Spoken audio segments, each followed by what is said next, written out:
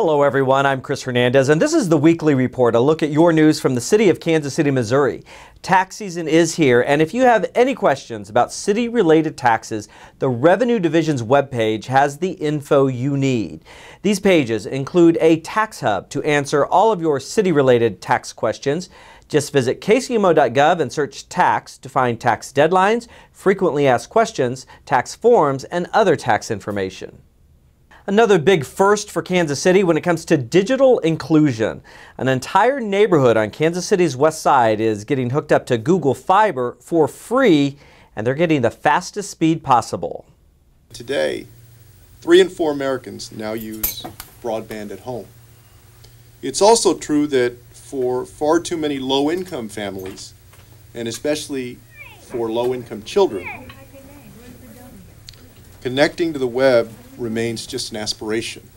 We're announcing that we'll be bringing gigabit speeds to residents in all public housing properties that we connect with Google Fiber, and at no cost to the housing authorities or to the residents. The next generation of developers, engineers, and entrepreneurs may well come from one of these connected communities.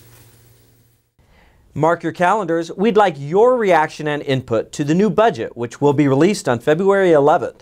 Residents are invited to attend any of 3 public hearings. The hearings all run from 10 a.m. through noon on 3 consecutive Saturdays.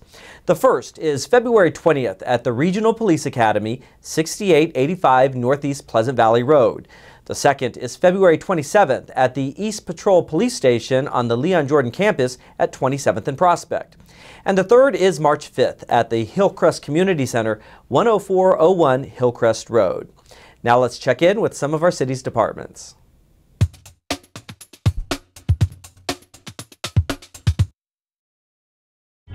Hi, I'm Heidi Downer with Kansas City, Missouri Parks and Recreation. This winter we are keeping very busy with activities and fun for all.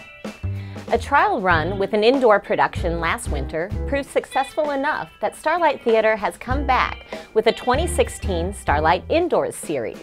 There are still 2 shows running through January. Late Night Catechism is part catechism class, part stand-up routine, and is one of the longest running shows in the United States theater history. Catholics and non-Catholics alike will enjoy this interactive comedy. The one-man Star Wars trilogy features Canadian actor and writer Charles Ross single-handedly playing all 40 characters, singing the music, flying the ships, and fighting the battles. Starlight Indoors tickets can be purchased at kcstarlight.com by calling 816-363-STAR or at the Starlight box office in Swope Park. Are you looking to do something different this Valentine's Day? Participate in an old European tradition that's made its way to Kansas City by locking your love to the Old Red Bridge in Minor Park.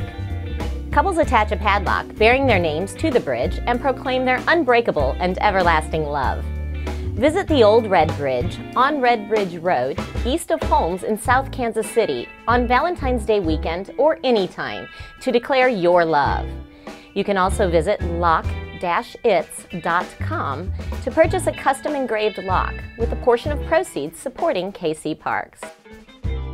Lakeside Nature Center invites you to have breakfast with the beasts on Saturday, February 13th. During this event, children will meet some of the beasts living in our own backyards and learn what they like to eat for breakfast. Kids can eat with their favorite beasts, all portrayed by volunteers. Food includes fruit, nuts, seeds, granola bars, and even worms, gummy worms that is. There will also be crafts, tattoos, and face painting. Admission is $5 per child, parents are free. For more information, call Lakeside Nature Center at 816-513-8960 or visit their website at lakesidernaturecenter.org.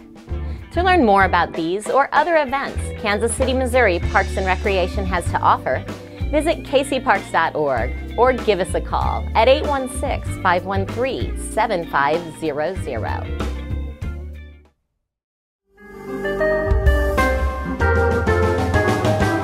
Licensing your pet is very important because it's an essential way of getting your animal back home to you if the animal gets lost. If your animal gets lost and it's wearing a city license, we will pull that tag number, get your contact information, and we'll get in touch with you to let you know that we found your animal, and instead of taking it to the city's animal shelter, we will return that animal home to you. Another way of getting your animal home to you is by getting your animal a microchip. A microchip is implanted into the animal's skin, usually around the neck area. We will scan your animal with a scanner that looks similar to this. If the scanner comes back with a microchip number, we'll contact the microchip company. They'll give us the owner's information. If we're out and about patrolling the city and your animal is licensed versus not being licensed, your animal is entitled to a free ride home 1 time per year if that animal is wearing a current pet license. All you need to have is the current vaccinations. Go to one of the area veterinarians that sell our licenses, and you'll get that license for $10 for 1 year. Or if you'd like to purchase a 3-year license, which requires a 3-year vaccination, that costs you only $27. A list of those vets are available on the city's website.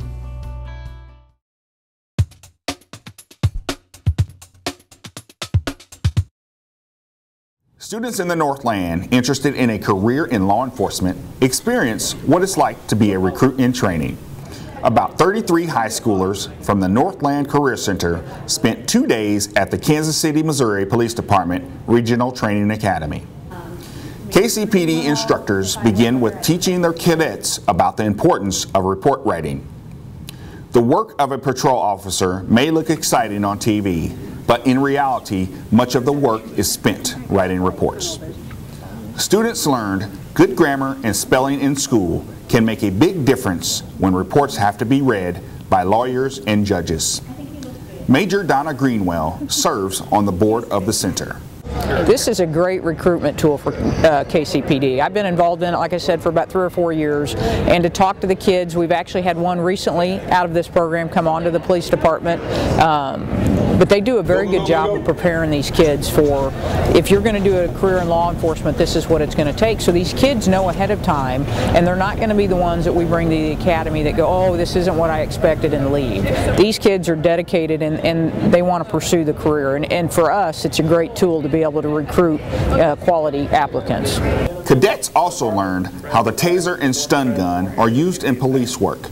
They got up close to examine the science behind the probes and its effects on the human body. In the virtual room, they were put through simulated encounters with possible armed suspects.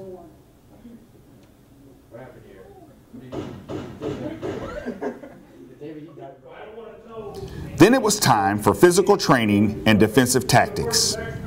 The cadets got to see what it takes to develop the strength, leadership, and other abilities that go along with preparation to be a police officer. No, actually at the beginning I was pretty scared. I was like, well, they started screaming at us and I was in shock. But then after a while you just get used to it. I'm just like, oh well, this is what I'm getting into, so you know, that was really pretty cool. Last part of the day after lunch, it got a little more strict with our PT and DT training, and I actually enjoyed that part because I want to go into the military actually for college.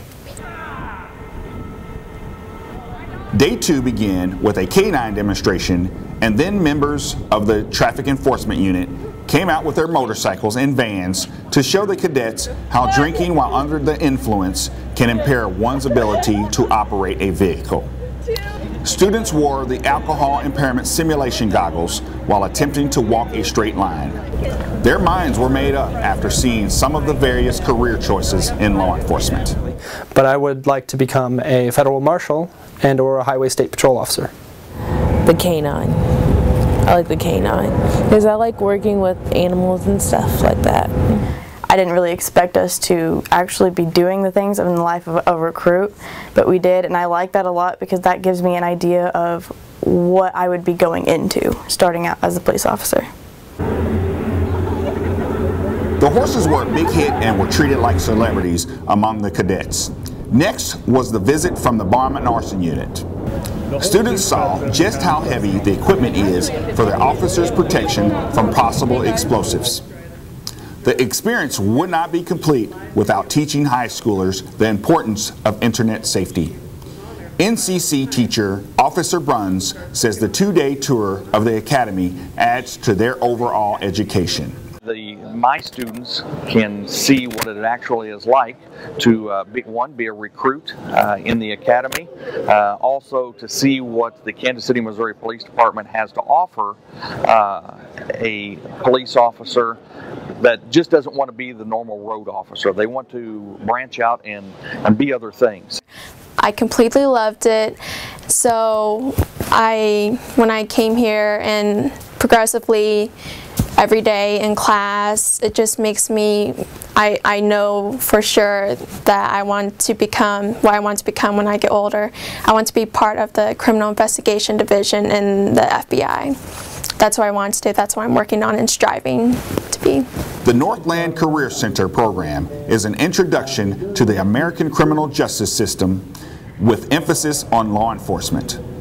I'm Detective Von Burns. Have a safe week.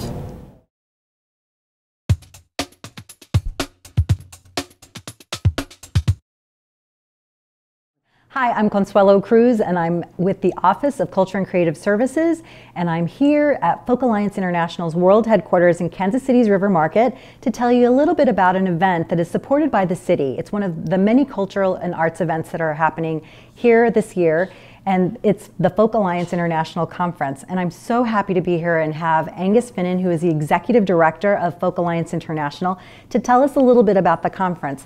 Angus, there is so much happening with this conference. There's 2,500 people that are going to be coming from around the world. So can you tell us, give us some snippets about what we can expect from the conference and how Kansas Cityans can also participate? Absolutely. Well, it's a 5-day conference that brings together agents, managers, presenters, and artists from 20 different countries, and they come here to do their business meetings and networking for the year. So it is an industry event, but we also have many options for the public to come. We have evening showcases, concerts each night. We have an awards gala on Wednesday, February the 17th. We have a music camp that takes place in the Sheridan for musicians of any age or level to come and take master classes and lessons with instructors from around the world. And this year we're launching on Sunday, February 21st, an indoor folk festival. So anybody in Kansas City, whether they're a musician or not, can come and see some of the finest local, regional, national, and international artists.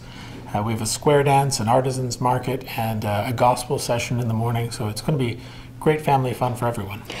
Great, because I think that's one of the things that people want to know about. Is it family friendly? Can I bring my kids? Can I bring the entire family? The other thing that I read about was the music camps. So people can come and take classes, whether you're a musician that's just starting out, whether you're an adult, whether you're a child, and you can take music lessons from musical masters. Can you tell us a little bit more about that?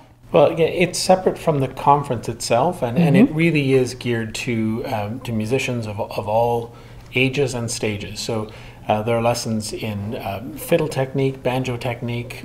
If someone wants to study with a master musician in terms of guitar technique or mandolin, vocal workshops. There's also master classes by legends, including David Anram, members of the Tex Maniacs. So anyone who wants to brush up on their conjunto accordion playing, it really is quite a range. And everything is, of course, listed on our website at folk.org. Okay, and then you also have volunteer opportunities for Kansas Cityans to help out with the festival. Absolutely. It's an expensive conference to come to because it is an industry event, but we have a need for volunteers and 250 volunteers locally, and in exchange for 16 hours of support, they receive free registration to the conference. We do also have different volunteer needs on our Sunday for the music fair. And in exchange for 4 hours of support, they have access to that indoor folk festival. So can you give us the dates and the location just so we can get... Absolutely. So the February 17th is the kickoff with the awards gala, and we run through to Sunday, February 21st. The entire event takes place at the Weston Crown Center, with the exception of the music camp, where the lessons take place at the Sheridan. Great. And if they can get more information, all they have to do is check out your website at www.folk.org. Exactly. Thank you so much for taking time from planning the world's largest gathering of folk music. Thank you for taking the time to do this. My pleasure.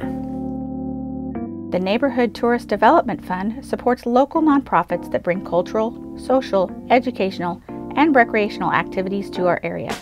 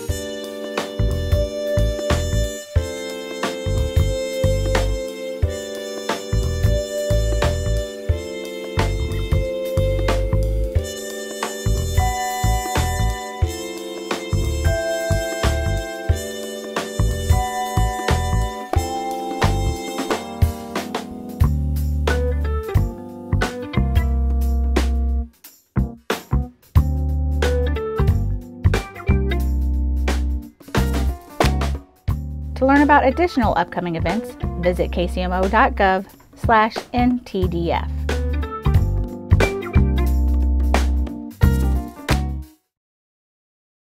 Join us at 10 a.m. on Wednesday, February 17th at the Brush Creek Community Center, 3801 Emmanuel Cleaver Boulevard, for the annual Community Info Exchange.